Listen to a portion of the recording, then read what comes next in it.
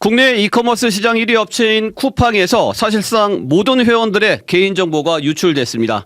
이번 유출 원인이 외부의 사이버 공격보다는 내부자 소행으로 좁혀지면서 쿠팡의 부실한 관리가 도마에 오르고 있는데요.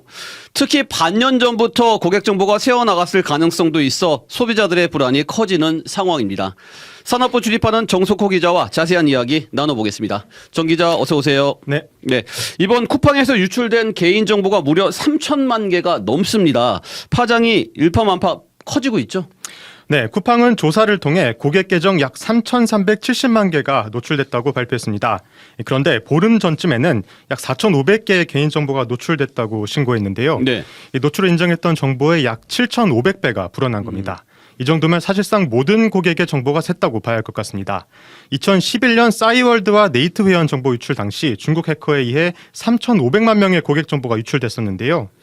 이번 쿠팡 사태는 이에 버금가는 규모입니다.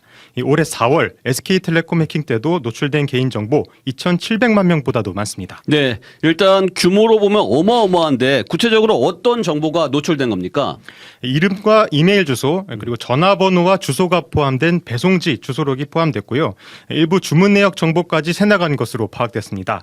불행 중 다행이라고 해야 할지 모르겠지만 결제 정보나 신용카드 번호와 같은 민감한 정보는 노출되지 않았습니다. 우선 쿠팡 측은 노출 사태에 대해 사과했습니다. 박대준 대표의 사과 들어보시죠. 이번 사태로 인해서 피해를 입으신 쿠팡의 고객들과 국민들에게 신뢰를 끼쳐드려서 너무 죄송한 말씀과 사과의 말씀을 드리고 싶습니다. 네, 이렇게 많은 양의 정보가 노출됐다는 게 잘 이해가 되지는 않는데요. 쿠팡은 전혀 인지를 하지 못한 겁니까? 쿠팡이 유출 사실을 인지한 시점은 지난 6월 24일로 약 5개월 전입니다. 당시 해외 서버를 통해 누군가 쿠팡 서버에 접근한 것으로 추정하고 있는데요. 수개월에 걸쳐 정보가 노출됐을 가능성이 있는 상황인데 그동안 쿠팡에서는 인지조차 하지 못한 겁니다. 그동안 쿠팡은 자사의 높은 보안 수준을 홍보했었는데요. 네. 해커 입장에서 서버 취약점을 찾는 레드팀과 대응을 맡는 고스트팀을 운영한다고 밝힌 바 있는데 전혀 무용지물이었던 셈입니다. 네, 이해가 가지 않네요. 쿠팡 정도 규모의 회사에서 보안 시스템이 전혀 작동하지 않을 수 있습니까? 정부는 쿠팡의 서버 인증 체계가 취약했다고 보고 있습니다. 정부가 현장 조사를 진행 중인데요. 현재까지는 서버 인증이 취약한 틈을 타 정상적인 로그인 없이 개인정보를 유출한 것으로 나타났습니다. 배경훈 부총리 겸 과기정통부 장관의 말 들어보시죠.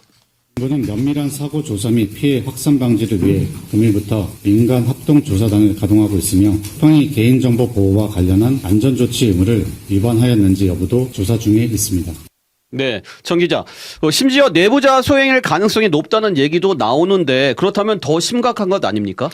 맞습니다. 쿠팡이 경찰에 신고한 내용에 따르면 중국 국적의 전직 쿠팡 직원이 해외 서버를 통해 정보를 빼돌렸을 가능성이 제기되고 있습니다. 현재까지 알려진 바로는 쿠팡이 장기 유효 인증키를 방치한 상황에서 내부 직원이 이를 악용한 것으로 파악되고 있습니다. 조금 더 자세히 설명해 주시죠. 네, 서버에 로그인을 할 때 통상 인증 토큰이라는 것을 발행합니다. 일종의 출입증인데요. 이 토큰이 있으면 시스템에 자유롭게 접근할 수 있지만 통상 보안 때문에 토큰이 일정 시간 후 폐기됩니다. 네. 그런데 이 토큰을 생성할 수 있도록 하는 게 이 유효 인증키입니다. 즉 쿠팡이 문제 직원 퇴사 후에도 서명키를 삭제하지 않았다면 이 직원이 자유롭게 쿠팡 서버에 접근할 수 있었던 겁니다. 문제는 해당 직원이 이 인증 관련 담당자로 알려지면서 논란이 더 커질 것으로 보입니다. 경찰이 현재 용의자를 추적하고 있는데요.